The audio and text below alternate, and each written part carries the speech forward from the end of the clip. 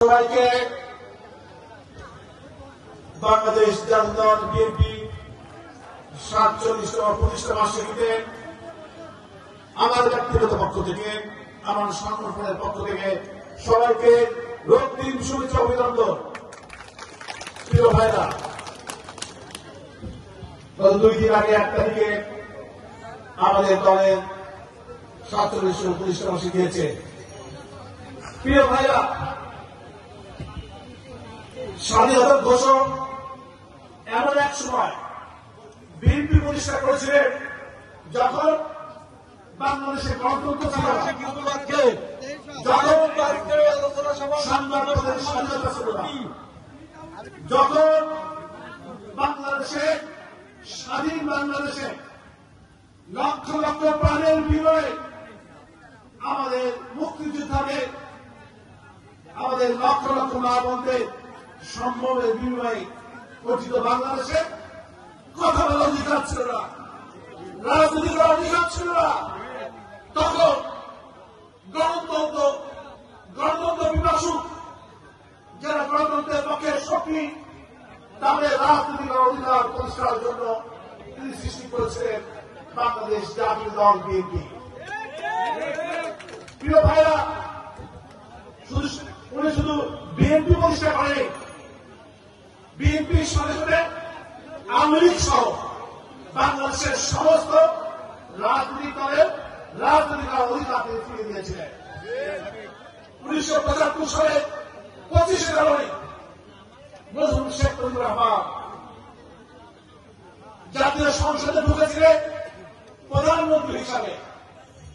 মাত্র 25 মিনিটের মধ্যে বাংলাদেশের সংবিধান পরিবর্তন করে সংসদ তিনি বের হয়েছিলেন রাষ্ট্রপতি হিসাবে।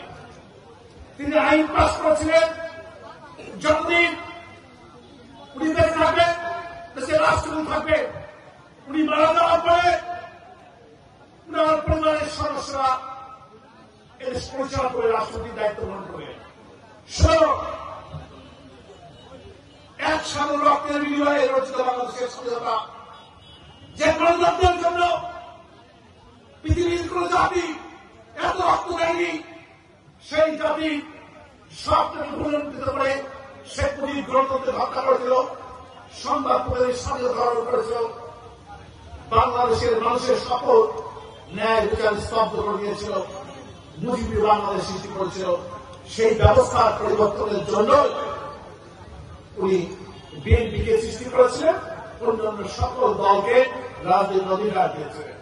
প্রিয় ভাইরা, সবাই সংক্ষিপ্ত, গত 47 বছর যখনই বাংলাদেশের গণতন্ত্রের ষড়যন্ত্র হয়েছে, কোন সময় জিয়া রহমান, কোন সময় বেগম খালেদা জিয়া, বর্তমানে তারেক রহমানের নেতৃত্বে সব সময় বিএনপি গণতন্ত্র রক্ষার জন্য গণতন্ত্রের পাশে দাঁড়িয়েছে।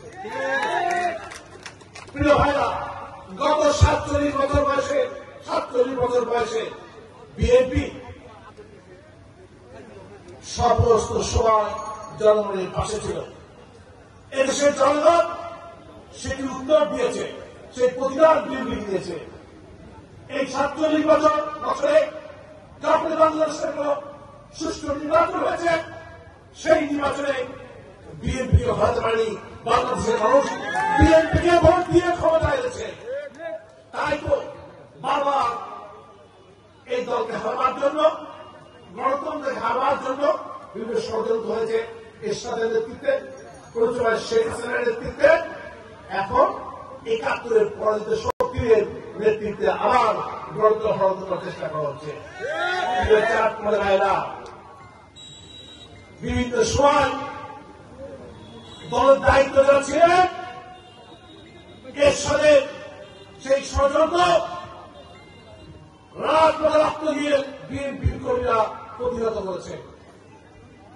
গত 15 বছরে শেখ হাসিনা যখন ষড়যন্ত্র করেছে বিএনপি ধ্বংস করার জন্য, গণতন্ত্র নির্বাচনে বানানো হয়েছে, তখন বেগম খালেদার নেতৃত্বে, পরবর্তীতে তারেক রহমানের নেতৃত্বে আমরা বাংলাদেশের বিএনপি এবং গণতন্ত্রকে বিরুদ্ধে ষড়যন্ত্র আমরা এবার 24-এ জুলাই আগস্টের আন্দোলন আমাদের প্রতিহত করেছি। আমরা ভেবেছিলাম এবার বাংলাদেশের মানুষ দ্রুত সময়ের মধ্যে গণতন্ত্র ফিরে পাবে। 15.5 বছর যেসব মানুষ ভোট দিতে পারে নাই তারা ভোট দিতে পারবে, কিন্তু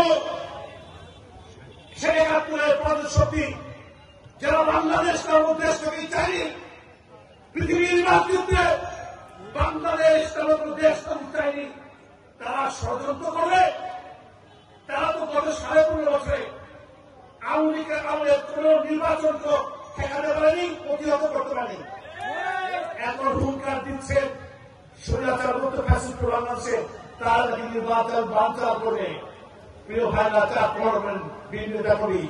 আমরা ওই 71-এর পরাজিত শক্তি সেই ষড়যন্ত্র কি করতে দেব?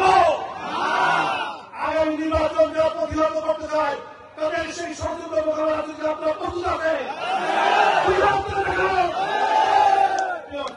ধন্যবাদ। প্রিয় ভাইরা, আপনার কথা দিয়েছেন আগামী জাতীয় সংসদ নির্বাচনে এলাকায় যারা মানুষের ভোট সিগন্যাল খাবে, যারা গণতন্ত্র মানুষের দীর্ঘদিনের আশা ভোটাধিকার বাড়াবে, আমরা 4 পরবাসী আপনাদেরকে সঙ্গে এটা প্রতিহত করব। ইনশাআল্লাহ আগামীতে ফেব্রুয়ারি নির্বাচন হবে। 2 মাস আগে আমাদের দলের ভারপ্রাপ্ত চেয়ারম্যান আমাকে সরাসরি নির্দেশ করে আপনাদের নির্বাচন করতে বলেছে। আমি তো নিজের ইচ্ছা এখানে আসিনি। অনেকে বলতে পারে আপনি কেন আসছেন? আরে বেগম খালেদা জিয়া তারেক রহমানের নির্দেশে আমি তারা জীবন তুচ্ছ করেছি। এই গত 42 বছর রাজনৈতিক জীবনে বেগম খালেদা জিয়ার কথা শুনতে গিয়ে নিজের পায়ের কথা শুনি, তারেক রহমানের কথা শুনতে গিয়ে সবে সবে অন্যান্য আশা করেছি। আর উনি আমাকে নির্বাচন করতে বলবে, আমি সেটা রিফিউজ করবো, আমি সেটাকে ফিরে দেবো, এমন বিয়াদব আমি নই। আমাকে শুধু নির্বাচন করার জন্য না, তারেক রহমান যদি নির্দেশ দেয়, যে নির্দেশে আমার জীবন চলে যেতে পারে, সেই রকম সিদ্ধান্ত আমি বারবার করেছি। আগামীতে বেগম খালেদা তারেক রহমান শুধু একটা নির্বাচন নয়, যে নির্দেশই পালন করবে আমি সেই নির্দেশ অক্ষর অক্ষরে পালন করেছি। গত 2 মাসে স্বল্প সময়ে এলাকার মানুষ, চাঁদপুর বাংলা পড়তে মানুষ অল্প সময়ের মধ্যে আমার প্রতি যে ভালোবাসা দেখিয়েছে, আমার প্রতি যে মায়া মমতা দেখিয়েছে, আমার আহ্বানের সাড়া দিয়ে সমস্ত রাজনৈতিক কর্মসূচিকে মায়া বাস্তবায়ন করেছে। আমি সত্যি খুশি হয়েছি, অভিভূত হয়েছি, আমি আবেগ হয়েছি। আপনাদের এই ভালোবাসা নিয়ে, আপনাদের এই সমর্থন নিয়ে আল্লাহ আমাকে যে কদিন বাঁচিয়ে রাখে, আমার জীবনের শেষ দিন পর্যন্ত শেষ শক্ত নিয়ে আমি আপনাদের পাশে রাখবো। এই প্রতিশ্রুতি প্রতিষ্ঠা দিয়ে যাচ্ছি।